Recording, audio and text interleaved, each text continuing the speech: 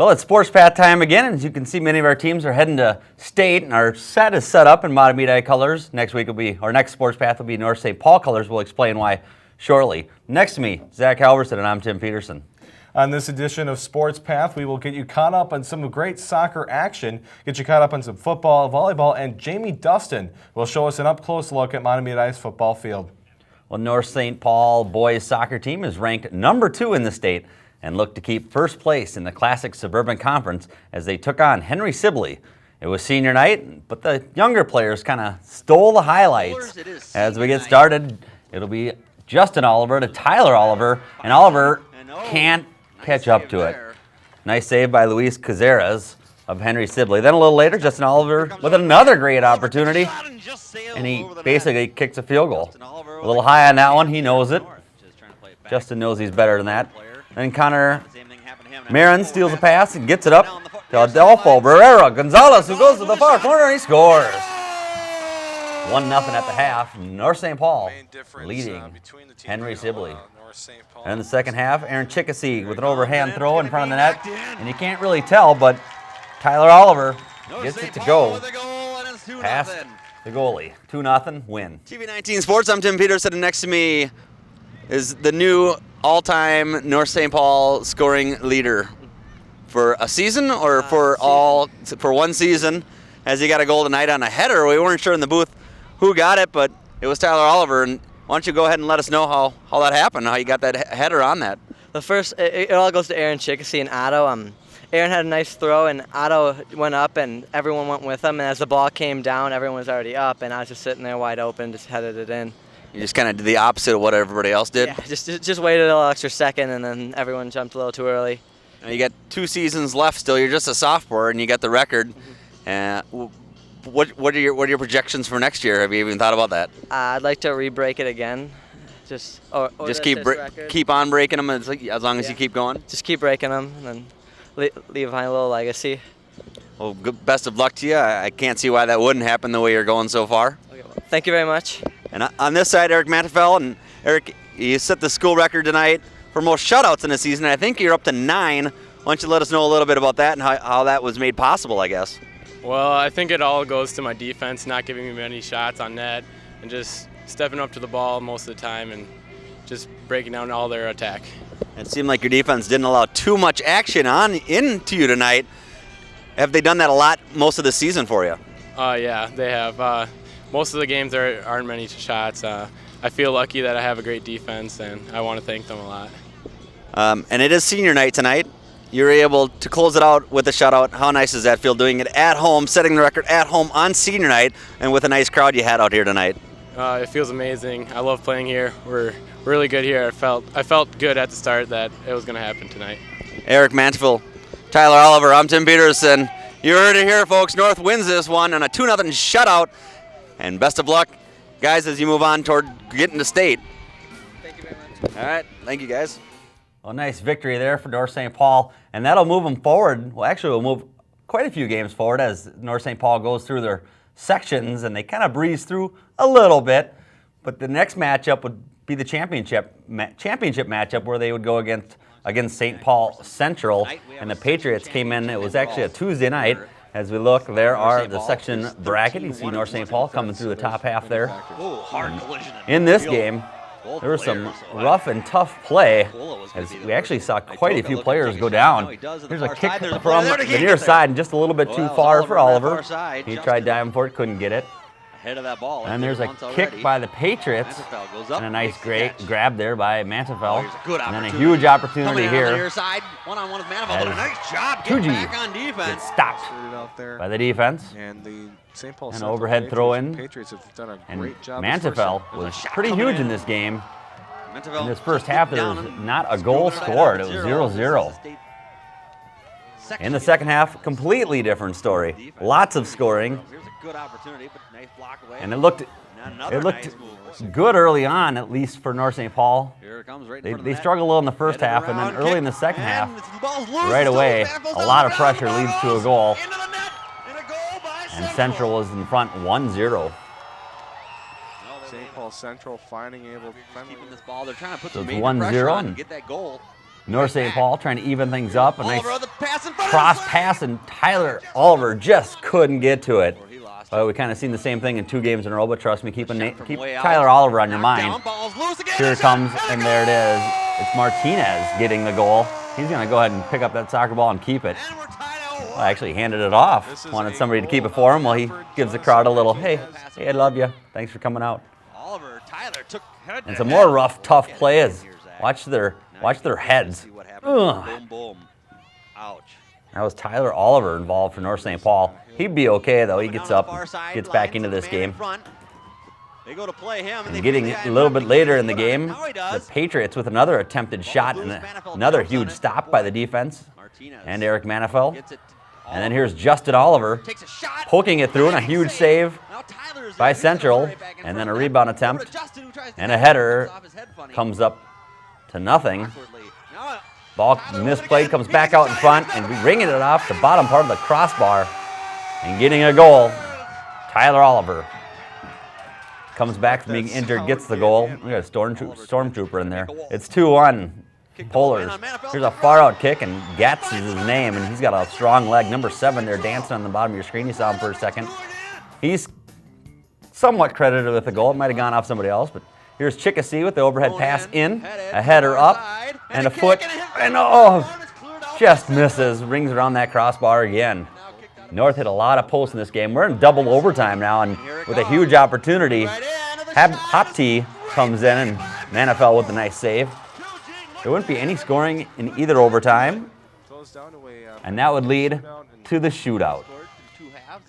This is a section championship, folks, and first shooter for North that gets stopped, and the first shooter for Central scores. Not looking good. Did a nice job hitting that one. Quite sure. Next shooter, Oliver, scores for North. Okay, not looking so bad, as long as the Patriots man misses. And boy, he really missed. He missed the net and everything. Someone in the parking lot got that ball. Then Justin Oliver comes up, and he'll score. Looking good for North St. Paul. They're up 2-1. But Manifel can't get to that one, and now it's 2-2. You get 5 shooters in this. And the next shooter for North, Martinez, puts it in. Looking good again for North, 3-2. And the shooter for the Patriots ties it again. We're all even at 3. Connor Marin will line things up, and he'll go top shelf. Just brings good aim on that shot. And North is up 4-3. Last shooter to go. If he scores, we got more shooters coming. And Manifel comes up huge with the save. And North wins the game, and they'll be heading to the state championship. The crowd rushes the field. Everybody goes crazy. TV19 Sports, Tim Peterson here, and I'm with the winning North St. Paul Polars. They just won, and you guys got to kind of feel like polar bears right now with this weather. Huh? You got Julian O'Campbell, Connor Marin, and Eric Manifel. And Julian, you're a senior now. Yep. How good does this feel to be going to state? It's like a dream come true. It's amazing. I can't describe it more than that. And you were just telling me that you kind of had this situation somewhat before, but years and years ago, and you kind of thought maybe it was coming back again. Tell us about that. Oh yeah, like the end of the first extra time, I was thinking to myself, this is going to end in extra time. PKs just like in 5th grade against just like in 5th grade against another team in C2. But I made the final one, and of course I missed it here, unfortunately. It depends, and you never know. You may have more opportunities in down at the Metrodome there. Sure. And Connor, you're a senior. You had a lot of key roles tonight. Kind of just let us know, how's this all feeling for you right now? Do you feel like smiling or crying or a little of both? This feels incredible. I don't even know. I don't know how to describe it. It's like getting a present, really. I mean, that's how I feel right now. And this is your last game here at home in front of your fans tonight, and just how does that feel? Have you taken that in at all? And it seemed like they really started to come out and have your guys' backs. Oh man, the crowds were awesome. Like, I can't even believe how many people were here cheering us on, and that feels really good. All right, well, best of luck in the state for you. You guys are all seniors, and Eric Manifel, we've talked to you a few times. I'll switch spots with you guys here, and I guess what I want to know is, you let in a few goals in that shootout, but what were you thinking on the last one? Did you know the shooter or anything about him, or just a lucky guess? No, I have no clue who he is, but I figured he was going to my left because the last kid went to the right, and I saw his hips turn that way, so I just went, and luckily I saved it. So you're just really focusing on what they're doing when they're coming in on those, and just it's all pretty much a guessing game, is it not? It's semi-guessing, semi-knowing what to look for, so yeah. How to read it. Now you didn't get the shutout that I was kind of hoping for. Last time we covered, you got the shutout. You gave up a few goals, but you came through in the end when it counted. Did Coach kind of put you in that situation at the end with that shootout, letting you guys shoot first so that the pressure would be on you, knowing that you had a strong back and you could do it? I don't really know. I don't know what happened in the coin toss, but I know either way we would shoot, we would probably come out with a win. And you guys did. Now you move on to state, and all three of you guys, seniors, you're freezing your rear ends up. I'll let you guys get out of here and go in the locker room and celebrate, but thanks a lot. Thank you, sir. North St. Paul victorious tonight against St. Paul Central, and they're heading to state. Let's take a look at the final Section 4AA soccer bracket, and you see how North St. Paul moved right through, beating Creighton-Durham Hall in the quarterfinals, taking out Woodbury in the semifinals, and the game you just saw in a shootout, 3-2 the final. And apparently St. Paul Central beat Stillwater, who had a big orange crush on the bottom half of them. But they did get beaten overtime, and that was one heck of a game. And congrats to St. Paul Central as well for getting as far as they did. Right. The girls' quarterfinal game came down to the top seed, Mahtomedi taking on the 4th seed White Bear Lake. And it was to take on the winner of the number 3 seed Eastridge and number 2 seed Woodbury Royals. It was a very great game, and we see right now Christina Ware getting the first goal for the White Bear Lake Bears early in the first half as she got it right over in the top right corner, top shelf. A foul sets up this free kick by Megan Koenig, who tries to shoot it into the corner, but Tara Hobbs comes up with the huge save.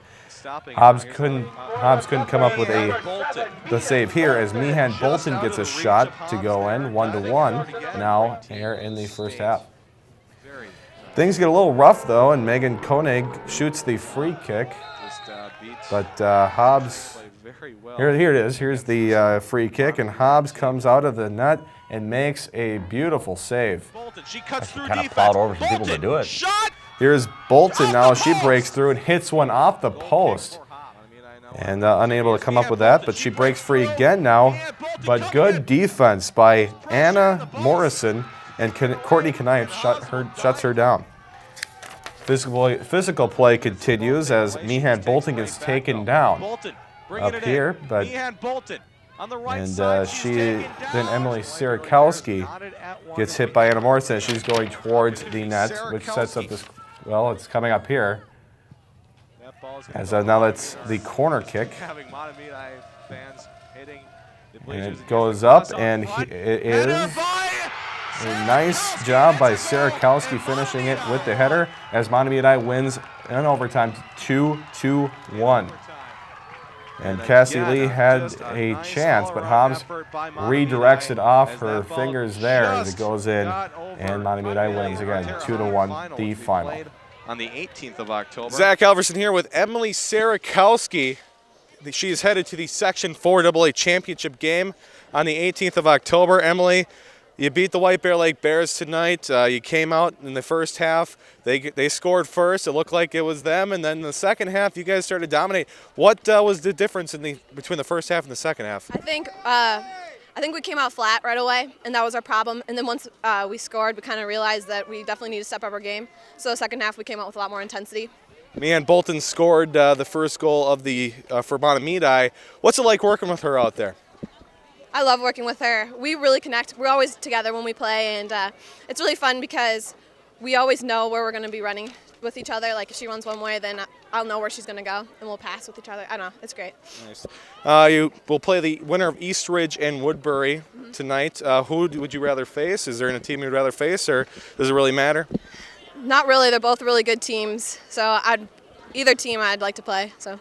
All right, and you head in the section final. You going to do anything differently heading into the final, or is it just going to be business as usual, getting practice, doing all that normal stuff? Yeah, pretty much the normal.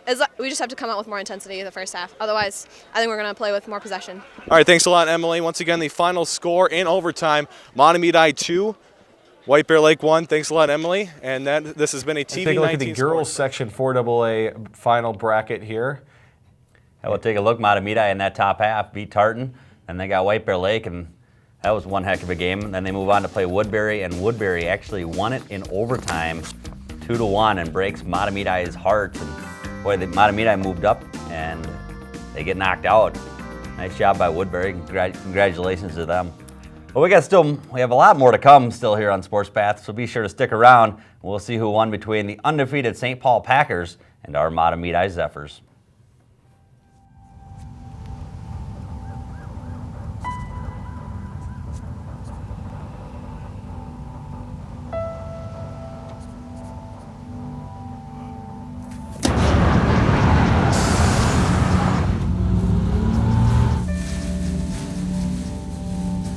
When life's this hard, graduating can be even harder. But you can help Ativa and the students in your community make it through by visiting boostup.org. So, April. Yeah? You know your charger's still using energy when it's plugged into the wall, right? Yeah, but that's not my charger. I don't even have a cell phone.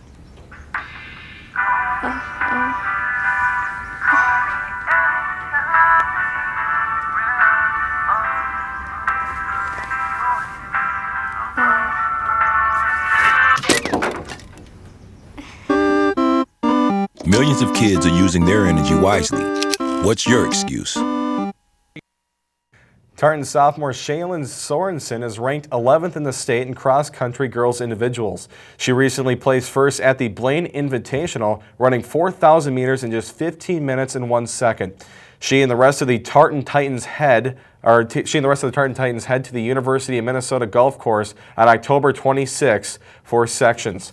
Also, congratulations to the boys cross-country team from White Bear Lake, who are ranked 11th as a team. Best of luck to them as they move on to the Section 4AA tournament, also on October 26th. As the soccer season winds down, Tartan Titan senior Courtney Neville looks ahead to next year, where she will be playing center midfielder for the University of Memphis. But the good news doesn't end there. Neville also received a full-ride scholarship with a 75% athletic scholarship as well as a 25% academic scholarship with her 3.94 GPA. Congrats and best of luck to Courtney. Jamie, what do you got for us? Well, thanks, guys. In alumni news, White Bear Lake 2011 grad Brandon Wallen is making a strong debut for his NAHL hockey team, the Austin Bruins. In his first game, he scored 2 of the 3 goals, one of them being shorthanded, to help the Bruins defeat Kalamazoo. Now Wallen leads the team with 5 goals and 10 points. And speaking of the White Bear Lake hockey team, they now will be sharing the Vadnais Heights Sports Center as their home rink. Twin City Steel, a North American third-tier Junior A team, is the new franchise that has recently moved into town. They have 12 different opponents from Illinois, Ohio, Michigan, and Missouri. So far, the Twin City Steel are off to a good start in their season, winning their last game 5-1 against the North Iowa Bulls. Their next home game is Friday, October 21st. We'll be right back right after this. And the turf would be dry because the drainage system in a artificial turf is really. In 1977, an 8-year-old boy picked up the game of golf from his father. The odds of that same boy then making it to the US and European Pro Golf Tours? 1 in 7 million. The odds of the Big Easy winning the US Open twice? 1 in 1.2 billion. The odds of him having a child diagnosed with autism? 1 in 150. Ernie Els encourages you to learn the signs at autismspeaks.org. It's fun to sing, Zippity zip zip zin zin zin. dance, and play music every day. Yeah, go for it. Doing something artistic inspires creativity and helps you succeed in school and life. Hooray! Play music, paint, and dance together as a family. Come on, team! Blast off with the arts. Blast off! For 10 ways to add the arts into your life, visit AmericansForTheArts.org. The Mahtomedi Zephyrs have become our first Fab 5 team to install a brand new turf field. I recently met with Athletic Director Jeff Whistler to talk about how it was installed, what it takes to maintain it, and how they made the decision to go from dirt to turf.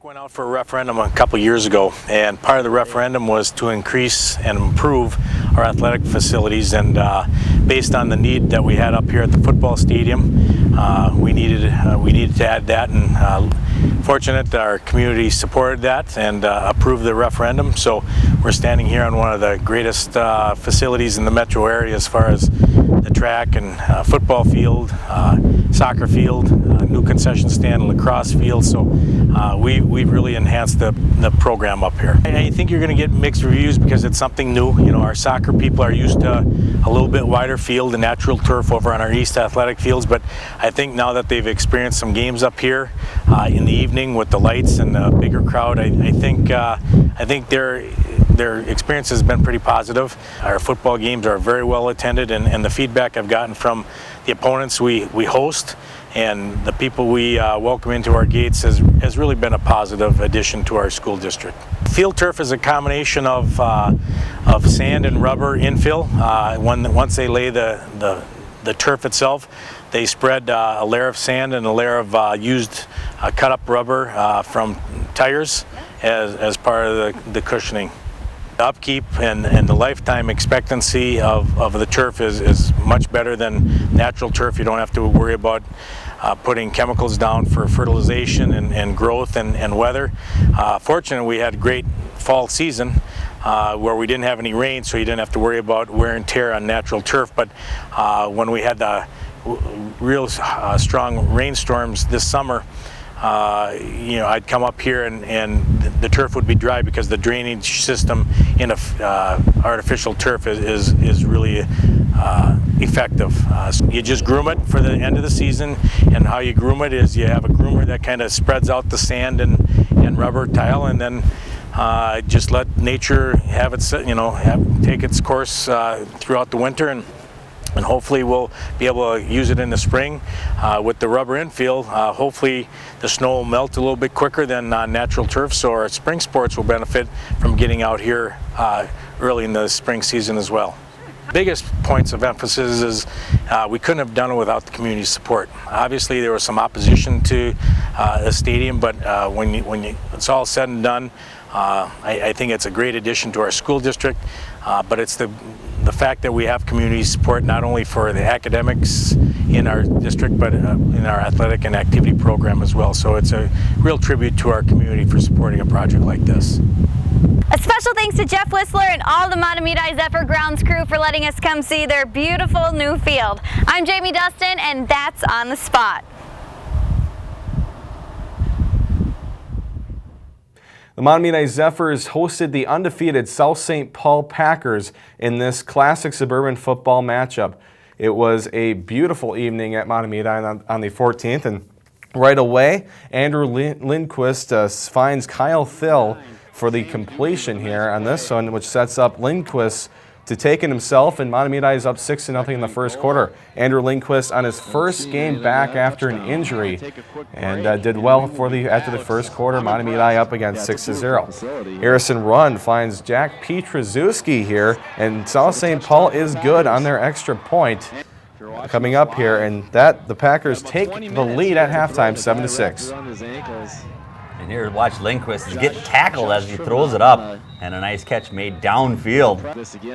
And Mahtomedi was in business, and that sets up Lindquist again, hitting the same receiver. I believe that was Harris, Michael Harris, for the touchdown. And Harrison Run calls his own number and rumbles 30 yards for the touchdown, giving South St. Paul that lead again, 14-13. Andrew Lindquist. Hey, no monkey business. That's right. Okay. Here's Andrew Lindquist now. He goes back and throws it deep and finds his, it was a nice throw and a nice gain for Mahtomedi. And on 4th and 2. On 4th and 2, and then that's set up Andrew Lindquist finding his brother Zach Lindquist for a touchdown, and now Mahtomedi leads 19-14. How nice is that, finding his brother for the touchdown? His brother had been injured before the season as well. Both brothers injured, and now we see Jackson Hill running in from 25 yards out, and Mahtomedi will see the 2-point conversion here on this nice pass attempt, and it is good. And we see Harrison Run now running it in for a score, but it was too little too late, and the Mahtomedi Zephyrs will knee it and win this game 27-21, the final.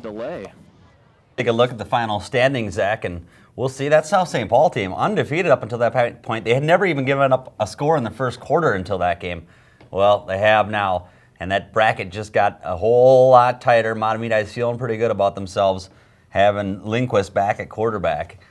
That's right. Mahtomedi, Hill Murray, you see right in the middle, 5-1 and 4-2. They're playing each other tonight. That should be a very fun game to watch. Yeah, St. Thomas Academy still basically the elite there. And we'll roll it over to the Suburban East, the SEC, and White Bear Lake in fourth place there, but tied for fourth, or actually we'll just say third, depending on which way you look at it. Stillwater, well, yeah, Stillwater's a good football team. So is Mountains View, and so is Cretin-Durham Hall. But White Bear Lake hanging right in there, playing some good football. That's right.